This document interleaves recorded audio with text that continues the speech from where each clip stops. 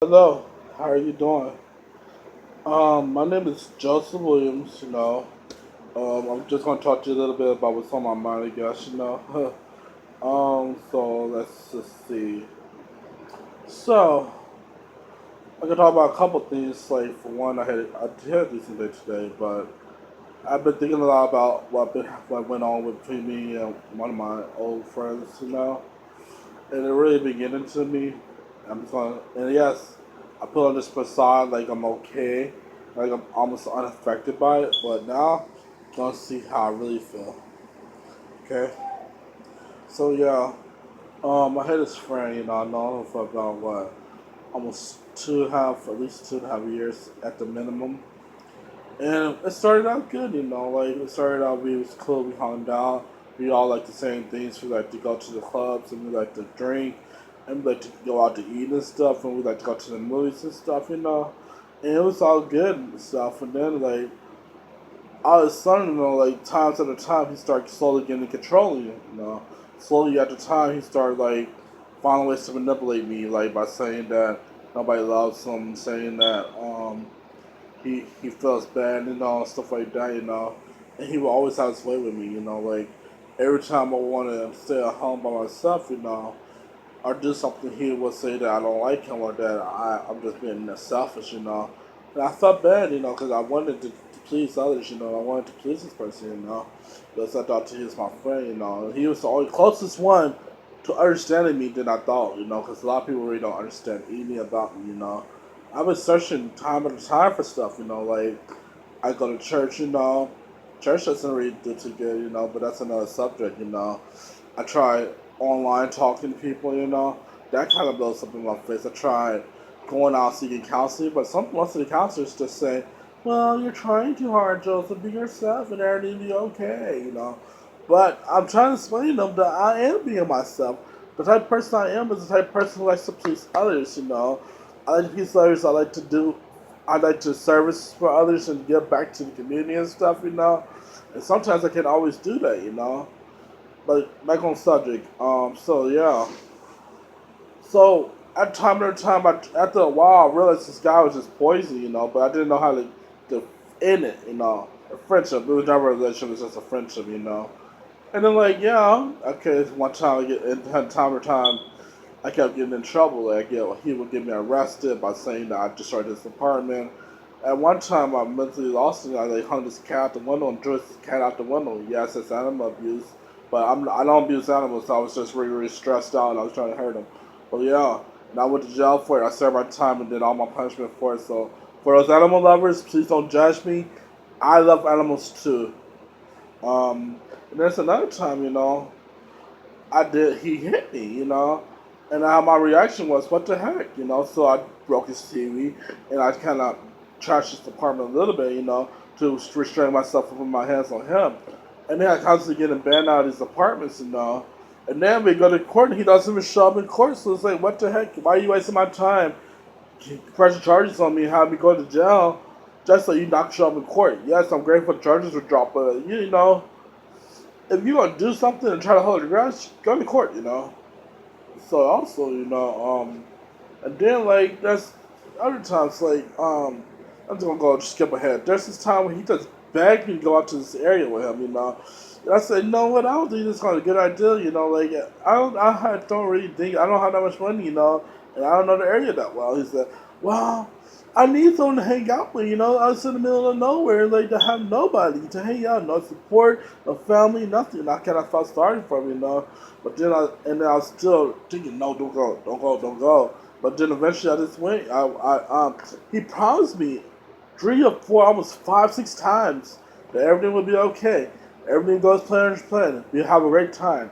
So after a while, I was reassured. So then I went out there, and it started out great. Like everything was coming to plan. We was having fun. We met a new person and everything. But then after a while, he just started getting irritated. Like she started getting irritated at me for still going out to the lobby, just sit out for a couple minutes, because I was doing this laundry, of course, because he's just treating me like a slave. I was doing this laundry, and he just would get mad at me for that.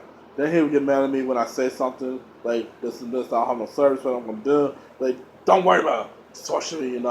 And then when I watch the movie, he really don't want to watch it with me. The whole point of me going out there was for us to spend time with each other, not be in separate rooms. And then after a while, like, I guess something happened where he couldn't find a ride for me back to the Amtrak. So then, he keeps me reassuring me and say, you know what, I know how this is, how it looks, but I reassure you, you just stay in my apartment until we find a way for you to get home. And then, like, he says that, hey, I got this person, we got to pay him basically all your money to get there. And I don't have that much money. I gotta survive with this money. This money has to last me in a month. Cause you know me, I'm on Social Security benefits for all those who got SSI and SSC at hello. So you know how you gotta make that money stretch. So then, I'm over there doing that, and I said, I can't give him that. I need this for certain stuff. He says, well, either this or nothing. So then I said, I can't do it. I need my money. Like I need this money to survive on because this is the rest I have for the rest of the month. And then like a day later, he said he goes downstairs. So I'm going to do laundry, and I said, okay, that's fine. And then what? 20 minutes later, I'm still with my shirt off, in my underwear, underneath the covers, sleep. Boom, boom, boom. Open the door. Excuse me, sir. You need to leave right now. What? Why I gotta leave? What did I do? Well, apparently this guy doesn't want you in his apartment anymore. No, that's not how I go. I'm here for the whole weekend. I'm not gonna leave right now. Just say you gotta go now. We don't want no problems. So then I says, okay, let's ask a couple questions. Okay, so I go up to the person and say, hey, it's okay if I get some money so I can get way back. No, I ain't got no money for you. It's okay if I get a ride somewhere. No, we can't do it. It's not too far. What can I do? It ain't my problem. So then, of course, out of naturality, I beat the crap out of him. Not the police, but the person. I boom, boom, boom, 3 hit combo in the face. And then you know what happened? Those cops tased me. They shot me out, tased. And I just laid down. I didn't faint nothing. I just laid down. They arrested me. And like I thought, I was so upset. But I got arrested. So then I go to the police station and they was like, we could have helped you, we could have given you a ride. So I said, really? Why didn't you just say that when I was in the moment? I actually specifically asked you that question and you guys said there's nothing you could do because it's too far. So yeah. So then I just went to the hospital because I was just upset and mentally out there. And I told those people, if I don't get away home, I'm going to do something stupid basically. I'm editing what I'm saying because for purposes that y'all know of so that y'all don't, whatever. And it was like, you know what? Yeah. And then I talked to the doctor, and the doctor says, what's going on? Said, I'm stranded. I need a way home. And the doctor says, okay, we'll try to work something out. Let me go. Then I come back to the hospital, like an hour later, I said, no, I'm serious. I need a freaking way home right now. If I don't get a way home, I'm going to do something stupid. So then the doctor said, you know what, just stay here. And then like maybe a couple 20, 30 minutes later, he said, you know what, let's just try calling the guy. I said, the guy ain't gonna answer the phone. He just pressed charges on me. So, but he said, you have to try. So I give him the guy's number. He calls him. The guy's answering the phone. And he says, hey, I'll pay you $40 to let him go home. If you could get that ride for him back. He said, no, not happening. He hit me. He said, we'll pay you $50. No, not happening. But then, eventually, we hung up, and then like he said, you know what, I understand what you're going through. I'm sorry this is happening. We're paid for your cab to take you to the train station, which was really lucky for. And they paid it all in full without expecting me to give me money back to pay for me to get in the cab to the train station. That took me back to Chicago, which was a good thing. So that's how that situation solved. And I should have known better by then, but luckily me, I still want to be this person's friend. I still want to forgive. So then, maybe about a month later, I get a call from one of his friends saying, excuse me, is this Joseph? I said, yes. Well, Josh, this person wants to say he's sorry and wants to meet up with you and try to work things out. I said, okay, I'll try that. I'm a reasonable person. So I'm in at a coffee shop and we talk and stuff. He says, I'm so sorry, just I did not mean to do that. I'm going to mental things, and I with a mental disability, I understand what people go through who have mental problems. So then I give him the benefit of the doubt and I forgive him. And then like maybe 3 or 4 weeks later, we're back cool and back being friends, shippy dippy again. And then like I realized that my rent is going up by extra $100 and I was desperate on money So then I said, and so then he come over like, hey, let me move in with you. I was like, I don't know, but I said, okay, I need the extra money, so why not? We'll write a contract, everything be okay. I put him on the list and everything. It's went well for like the first week. So as that lease was signed, we got an argument. He says, "Since we got permission to get an animal." So then I said, "Let's get a dog and a cat." No, I just get my cat. I said, "Why can't we get both?" First of all, we don't get one animal, and second of all, dogs don't like cats and blah blah blah. And I said, "Well, if you can't get your cat, but I can get my dog." And he said, "You know what? I'm at the point where right now I can go back there and tear that lease up and tell him I don't want to stay there no more." And he would just hold it over my head, like hold it over my head and stuff like that. I said, "You know what? That's not even worth it." Like obvious arguing and stuff, and then like he would just send me bogus text messages. He would send me like 20 messages in one time, saying talking a whole bunch of crap. So that was pretty frustrating for me. So then what I do is like I ignore them and then I call them and say, I'm sorry. We are just trying to get the one animal, whatever, and I try to compromise. And constantly, I'm trying to compromise. Trying to reason with the person. And then, like, we get into another argument. We just constantly get into arguments, serious arguments. Another argument because he wants to study. I want to watch TV. He says, well, you're here all day. You can watch TV doing that. But most of the time in the daytime, like most people, I'm asleep. Then I got to go to school. So then I try to explain that to him. He says, no. Then after a while, you know what? This is my TV. You can't tell me when I can watch my TV. He said, if you cut that TV on, I'm going to call the police. No.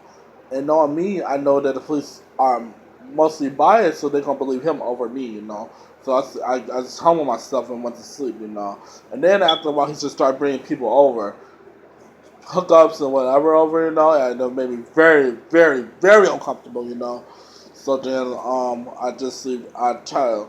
People come over and they would do what they do, but I said, as long as they say nothing to me, I'm fine with it. And then after a while, that happened. And then oh yeah, and then the arguments continue. And then he says, "Let's go to a therapy session, our group therapy to work things out with the roommateship." I said, "Yeah, this is actually maybe a decent idea." So we go to a therapy session together, and we talk about our issues. And then like the lady in there just taking this whole side, like this and this. They make me look like I'm just this terrible person because I own the TV and the couch and the upseat and the bed and stuff and saying that it's mine. So I have rights to it. They say no. Once you become roommates, you have no rights to your stuff. Like, what the heck? Where is this coming from? I always have rights to my stuff. But then, that happened. And then, like, and then, of course, we keep going back to therapy. You keep having issues. And then, I said, I had enough. I'm finding a new place to live. He said, me too. And then we started to move out. But then I realized I could stay in my apartment with paying the extra rent, paying the expensive rent. So I said, you know what?